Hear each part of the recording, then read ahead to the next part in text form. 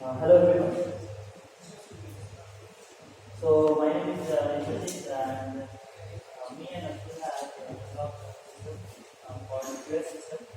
So we are basically, you all heard about a kind of chatbot kind of system, right? So which basically you ask some questions and it gives you the answer, right?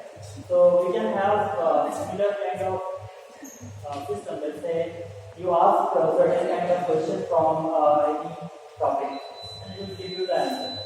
So it's very simple system, but in terms of automatic industry, how it is useful and how it can be beneficial. Let's quickly go through few slides. So what's the aim of this system?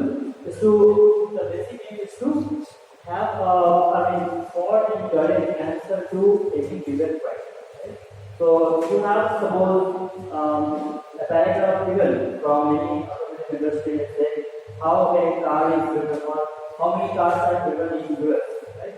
So there is a paragraph where we say that there are 3 million cars, let's say, and this percentage of where we use or this many people use this kind of car. Right? So now it's a big document, and you cannot go through the complete document, but you know it talks about certain